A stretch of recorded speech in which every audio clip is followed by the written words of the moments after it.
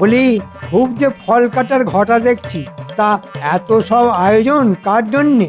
নিশ্চয় তোমার ওই গুরুদেবের ভোগের জন্যে।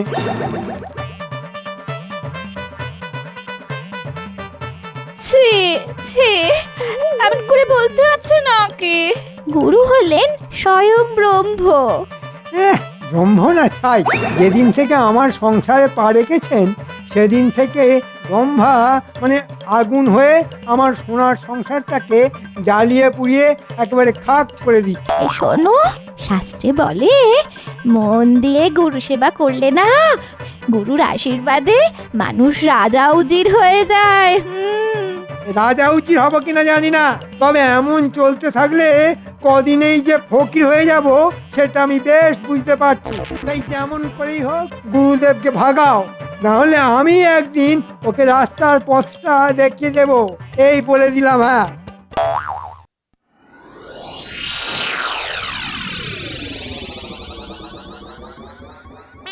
কিরে বটা ঘটা, সাত সকালে এমন চুপ করে গাছতলায় বসে আছিস কেন? মনে মনে নিশ্চয়ই কোনো বদ মতলব আছিস। এমা কি যে বলো, বদমতলব আটবো কেন? হাতে তো তেমন কোনো কাজকর্ম নেই, তাই একটু বসে আছি। তোদের হাতে কাজকর্ম নেই, আবার মন্ত্রী মশাইও কদিন হলো রাজসভায় আসছেন, কেমন যেন একটা গন্ডগোলের গন্ধ পাচ্ছি। না না, গন্ডগোল হবে কেন? আসলে আসলে ওই মন্ত্রী মশাইয়ের বাড়িতে তার বউয়ের গুরুদেব এসেছে, তাই তাকে নিয়ে মন্ত্রী মশাই খুব ব্যস্ত। বেশ বেশ বেশ, গুরু সেবা মহাধর্ম। শুনেছি মন দিয়ে গুরু সেবা করলে পাজি লোক নাকি পাল্টে একেবারে ভালো মানুষ হয়ে যায়। ভালো ভালো, মন দিয়ে গুরু সেবা করতে দে মন্ত্রী মশাইকে।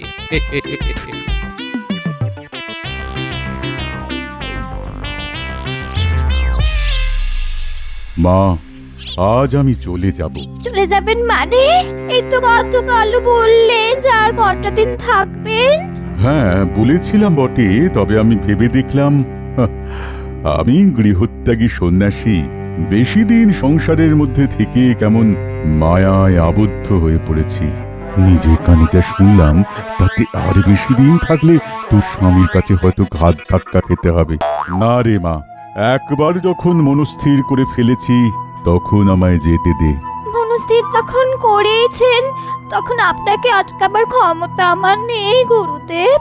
তবে যাওয়ার আগে আশীর্বাদ করে যান, যাতে আমার স্বামীর ধর্মে মতি হয়।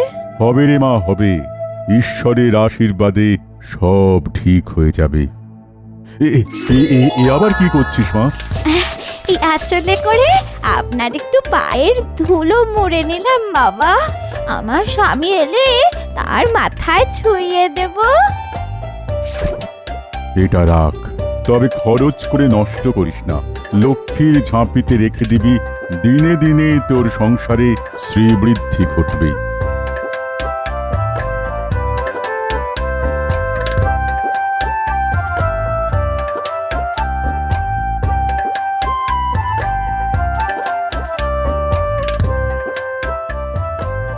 কি গো দাদু, কোথায় যাচ্ছো? ওই যে থোর বড়ি খাড়া আর খাড়া বড়ি থোর। মানে? এ মা, বুঝতে পারলি না? রাজসভায়। ঠিক ধরেছিস। দাদু, রাজসভা থেকে ফিরে এসে আজ কিন্তু তোমাকে একটা গল্প শোনাতে হবে। আচ্ছা আচ্ছা, শোনাবো শোনাবো, এখন যেতে দে দেখি, না হলে আবার রাজসভায় যেতে দেরি হয়ে যাবে।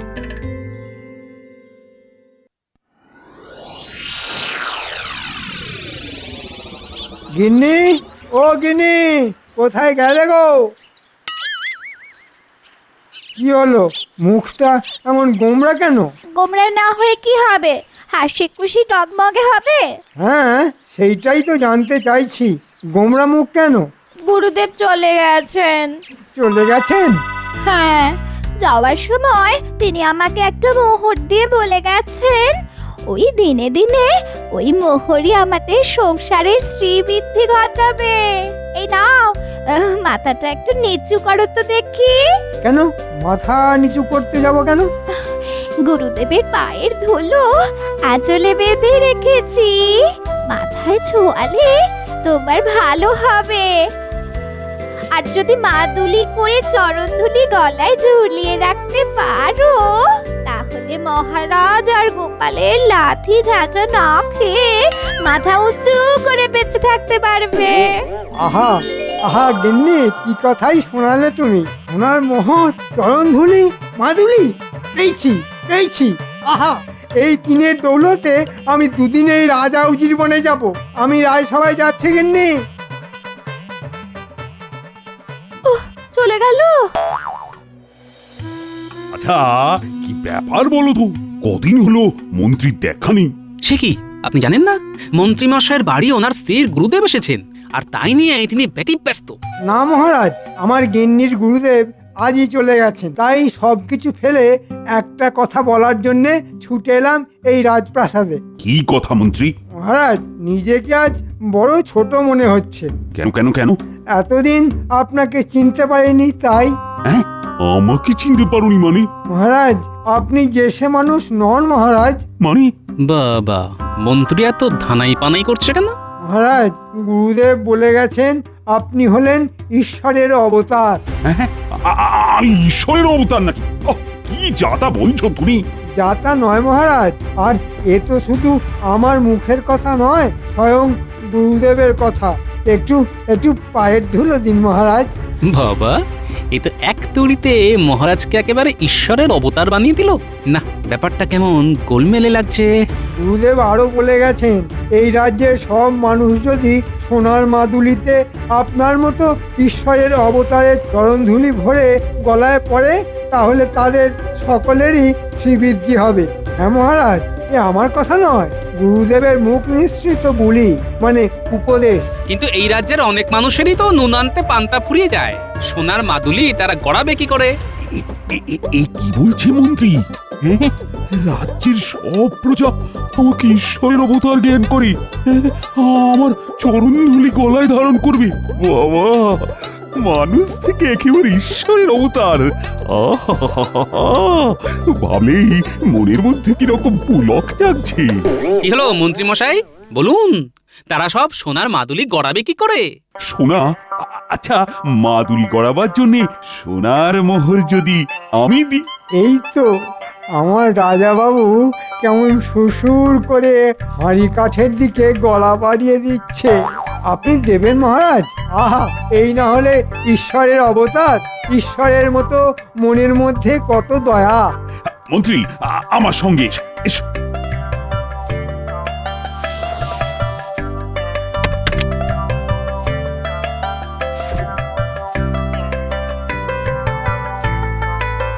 মন্ত্রী, ভেতরে এসো। আসছি মহারাজ। এই নাও মোহরের থলি। 50টা মতো আছে। এই মোহর ভাঙিয়ে শ্যাকরাকে দিয়ে অনেক সোনার মাদুলি বানাবে। আর মাদুলি বানানো হয়ে গেলে তাতে আমার পদধূলি ভরে প্রত্যেক প্রজাকে দিয়ে দেবে। 50টায় কি আর হবে রাজা বাবু, আমার যে আরো অনেক সোনার মোহর চাই। ঠিক আছে মহারাজ, তাই হবে। তবে 50টা মোহরে তো সকলের মাদুলি হবে না। ও, তাহলে কটা লাগবে?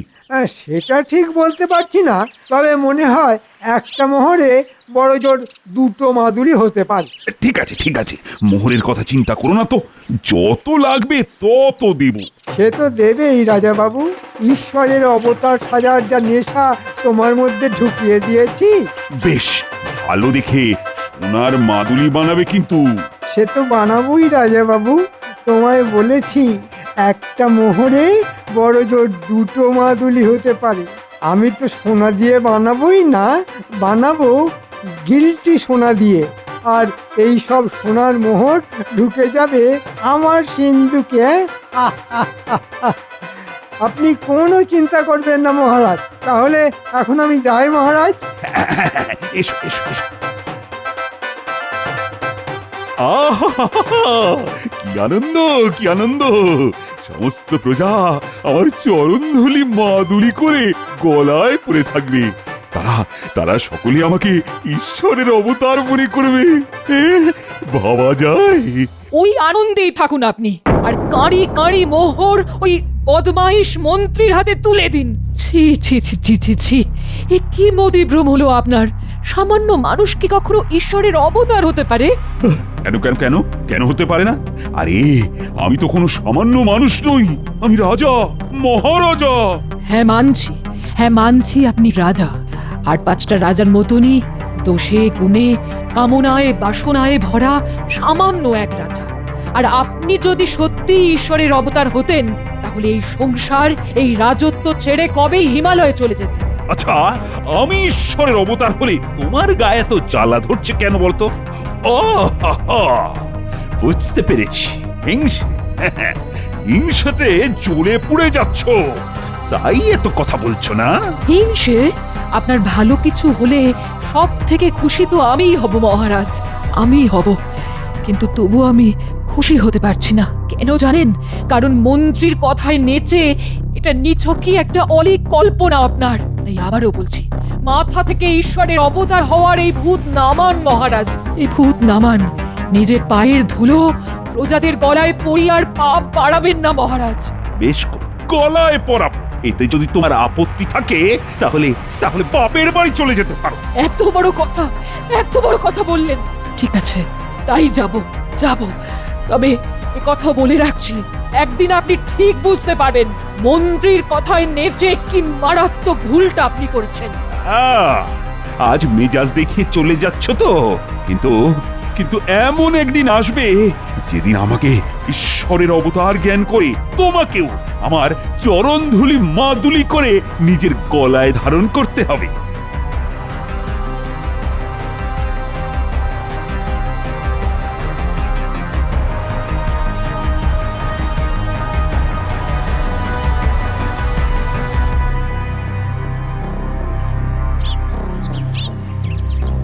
হ্যাঁ রে গুলটে, এখানে নিয়ে এলি কেন? মন্ত্রীমশাইয়ের বাগানে না অনেক ফুল ফুটেছে, চল কিছু ফুল তুলে নিয়ে যাই। সর্বনাশ, মন্ত্রী মশাই আসছে। এখন কি করব?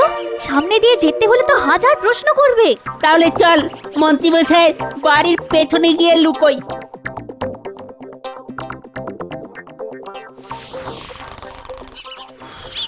গিন্নি, কোথায় গেলে গো গিন্নি? সবে দু চোখের পাতা একটু এক করেছিলাম, অমনি গিন্নি গিন্নি করে দিলে তো আমার কাঁচা ঘুমটা ভাঙিয়ে। গিন্নি, এখন এমন একটা কথা শোনাবো না, যা শুনলে তোমার চোখ থেকে সব ঘুম উড়ে যাবে। সব ঘুম উড়ে যাবে? সব ঘুম উড়ে গেলে আমি কি করব? শুধু মোহর গুনবে গিন্নি, শুধু মোহর গুনবে। মোহর গুনবো? এই, তোমার মাথা কি খারাপ হয়ে গেছে? না গো গিন্নি, খারাপ নয়, এই দেখো। ও মা, এত মোহর কোথায় পেলে? কোথায় পেলে গো? মহারাজকে সে বুদ্ধ বানিয়ে নিয়ে এসেছি। মহারাজ এখন ঈশ্বরের অবতার হওয়ার ইচ্ছে নেচে উঠেছেন, আর তাকে মাদর নাচ নাচিয়ে কোষাগারের সব মোহর আমি ধীরে ধীরে ফাঁকা করে দেবো। হ্যাঁ, কিন্তু মহারাজকে বুদ্ধ বানালে কি করে? বলো বলো। কি বলছিস কি রে তোরা? গো দাদু, ঠিকই বলছি। এরকম একটা সন্দেহ আমারও হয়েছিল। মন্ত্রী মশাই বলছিল যে মহারাজ এখন নাকি ঈশ্বর হওয়ার ইচ্ছায় নেচে উঠেছেন, আর তাকে বাদর নাচ নাচিয়ে কোষাগারের সব মোহর ধীরে ধীরে ফাঁকা করে দেবে। পুরো ব্যাপারটা তাহলে একটা ষড়যন্ত্র। ঠিক আছে, মন্ত্রীর ওপর নজর রাখতে হবে, বুঝলি? তোরা এখন বাড়ি যা, তবে আরো কিছু খবর পেলে তক্ষুনি আমায় এসে জানাবি। ঠিক আছে দাদু।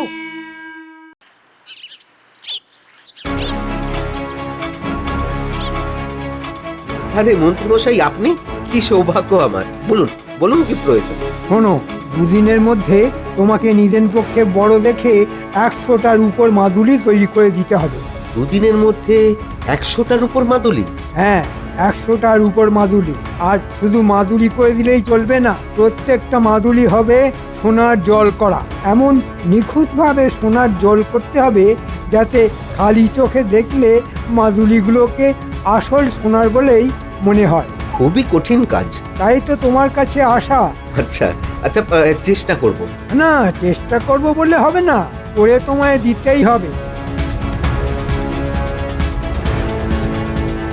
আর এই নাও, তোমার কাজের পারিশ্রমিক হিসেবে একটা সোনার মোহর রাখো। আমি চললাম। ও বাবা, ভেবেছিলাম ষড়যন্ত্র, কিন্তু এখন বুঝতে পারছি গভীর ষড়যন্ত্র। ঠিক আছে ষড়যন্ত্রী মশাই, ঠিক সময় মতো হাটে তোমার হাড়ি আমি ভাঙবই। তাহলে ব্যাপারটা এই দাঁড়াচ্ছে যে মহারাজকে ঈশ্বরের অবতার বানাবার ভড়ং করে মহারাজের সিন্দুক থেকে সব মোহর হাতিয়ে নেবার মতলব। আমি থাকতে যে সেটাই আর হচ্ছে না মন্ত্রী মশাই। কান ধরে সব মোহর তোমায় মহারাজের পায়ে ফিরিয়ে দিতে হবে। গোপাল দাদা, তোমার কাছে আসছিলাম। আমার কাছে? হ্যাঁ, রানীমা তোমায় ডেকে পাঠিয়েছেন, বললেন খুব জরুরি। তাহলে চলো রানীমার সঙ্গে দেখা করেই আসি, চলো। কিছু একটা করো গোপাল, কিছু একটা করো, কিছু একটা করে মহারাজকে এই ঈশ্বরের অবতার সাজার পাগলামি থেকে বাঁচাও। সে তো বাঁচাবোই রানীমা, আর তার অনেকটা কাজ আমি গুছিয়েও ফেলেছি। কিরকম? সেটা না হয় সময় এলেই দেখতে পাবেন। আমি তাহলে এখন যাই রানীমা। আচ্ছা এসো, তবে আমি কিন্তু তোমার ভরসাতে রইলাম গোপাল। কোনো চিন্তা করবেন না, মনে রাখবেন আমি থাকতে মহারাজকে কেউ ভুল পথে চালাতে পারবে না।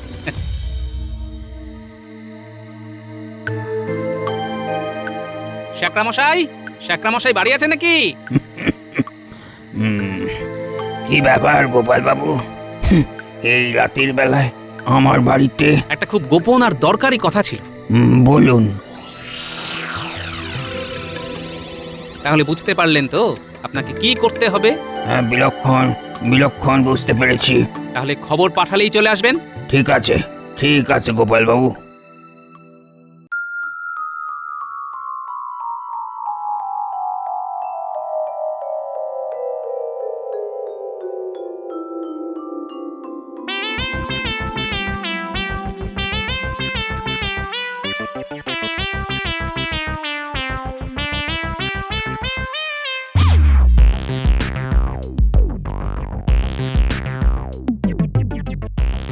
ভেতরে আসবো মহারাজ?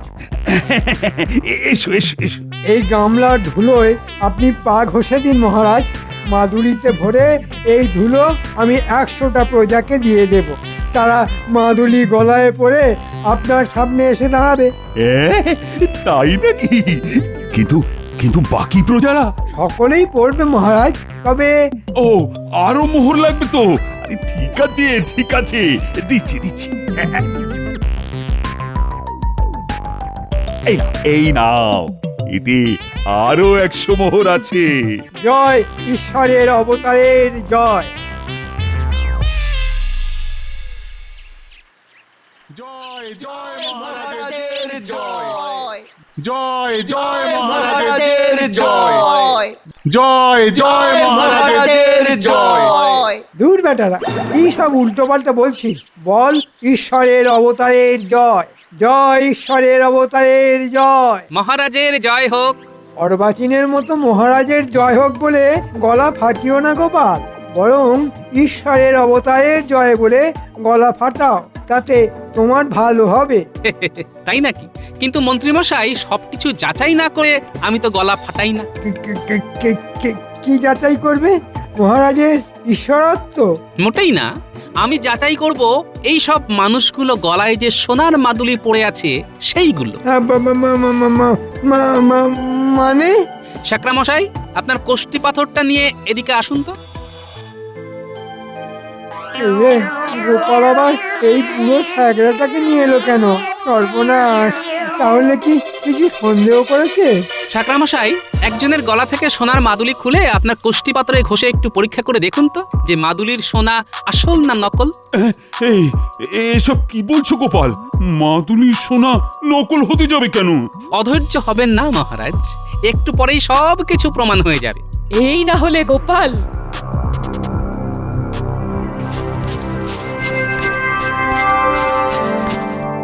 গোপাল দাদা, এই সোনা নয়, সোনার জল করা রূপোর মাদুলি। তুমি কি বলছো কি বুড়ো শেখরা? ঠিকই বলছি মহারাজ। বিশ্বাস না হলে যে কোনো শেখরাকে ডেকে এনে পরীক্ষা করিয়ে নিতে পারেন। মন্ত্রী, এ আমি কি শুনছি? মন্ত্রী মশাই আর কি বলবে মহারাজ, তার থেকে বরং আমি বলছি। আপনার মাথায় ঈশ্বরের অবতার হওয়ার ভূত চাপিয়ে কোষাগার থেকে সব মোহর হাতিয়ে নেবার মতলবে ছিলেন আমাদের মন্ত্রী মশাই। চরণ ধুলি ভরা সোনার মাদুলি ছিল একটা বাহানা। ও, বুঝতে পেরেছি, সব কিছু এখন জলের মতো পরিষ্কার হয়ে গেল আমার কাছে। ছি ছি ছি ছি ছি, ছি। কত বড় একটা পাপ করতে যাচ্ছিলাম আমি। আমি আগেই বলেছিলাম মহারাজ, 5টা রাজার মতো আপনিও একজন রাজা। তবে মনে রাখবেন, ভালো রাজা হলেও আপনি ঈশ্বরের অবতার হতে পারেন না। ঠিক ঠিক, আমার মতো রাজা কি কখনো ঈশ্বরের অবতার হয়? না, হতে পারে। ছি ছি ছি ছি ছি। আমি আমার নিজের পায়ের ধুলো আমার আদরের প্রজাদের গলায় পরিয়েছি। তোমরা তোমরা সকলে ক্ষমা করো আমাকে। আর এক্ষুনি গলা থেকে ওই মাদুলি খুলে ফেলে দাও।